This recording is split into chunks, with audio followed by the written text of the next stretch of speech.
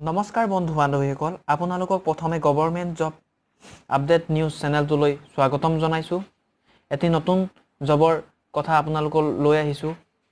225টা পদ পুনৰ মুকলি হৈছে আৰু ইয়াতে মাহেলী দৰমহা যথেষ্ট বেছি ধুনিয়া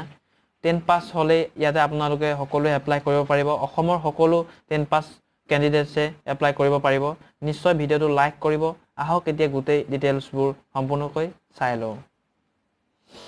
আপোনালোকৰ যেটো নটিফিকেশন আহিছে হেতু হৈছে নেহেৰু যুৱা কেন্দ্ৰ সংগঠন অথবা NYKS ৰ পৰা এটা ভেৰিয়াছ ভ্যাকেন্সিজ 2019 বৰ্ষ দিয়া আছে এক্সামিনেশন ইয়াতে ফিজ দিয়া আছে প্ৰথমতে আপোনালোক জনাই লওঁ এক্সামিনেশন ফিজ দিয়া আছে ইয়াতে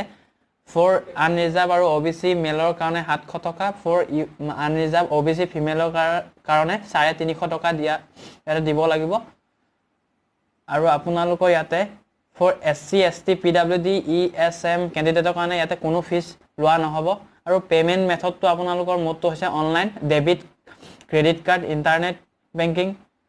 MTS কেছ কাৰ্ড মোবাইল ওয়ালেটৰ পৰা আপোনালোকে দিব লাগিব এটা আপোনালোকৰ ইম্পৰ্টেন্ট ডেটস কিছুমান দিয়া আছে হেতু হৈছে আপোনালোকৰ starting date for applying online আপোনালোকৰ 16 তাৰিখ 3 মাহ 2019 বৰ্ষ আৰম্ভ হৈছে আৰু লাষ্ট ডেট ইয়াতে দিয়া আছে 31 তাৰিখ 3 মাহ 2019 বৰ্ষলৈকে আপোনালোকে এপ্লাই কৰিব পাৰিব A date for payment of fees through online 31 তাৰিখ 3 মাহ 2019 বৰ্ষত আপোনালোকে আদায় কৰিব পাৰিব ইয়াতে এজ লিমিট দিয়া আছে ফৰ সিৰিয়াল নং ইয়াতে 1 2 কাৰণে 28 বছৰ আৰু ফৰ সিৰিয়াল নং ইয়াতে 3 2 দিয়া আছে 18 পৰা 25 বছৰলৈকে এজ লিমিট দিয়া আছে ইয়াতে এজ ৰিলেকশন দিয়া আছে SC ST OBC PWD ex serviceman candidate as per rules মতে আপোনালোকে এজ ৰিলেকশন দিয়া হ'ব ইয়াতে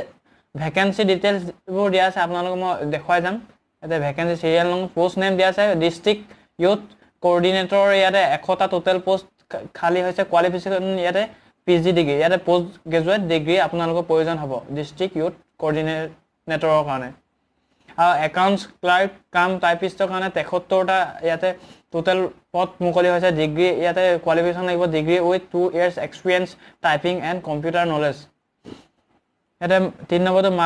মাল্টিটাস্কিং স্টাফ দিয়া আছে টোটাল ইয়াতে 52টা আৰু ইয়াতে কোৱালিফিকেশন লাগিব মেট্ৰিকুলেশন অৰ ইকুইভ্যালেন্ট ইয়াতে আপোনালোকে 10 পাছ হলে এপ্লাই কৰিব পাৰিব ইন্টাৰেষ্টেড ক্যান্ডিডেট থাকে তেন্তে এই জবৰ কাৰণে আপোনালোকে নিশ্চয়কৈ এপ্লাই কৰিব সেই কাৰণে মই আপোনালোকক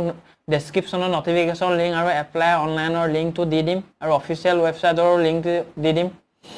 আপোনালোকে তাতে গৈ ভালদৰে চাই ল'ব আৰু পঢ়ি ল'ব এপ্লাই কৰাৰ আগত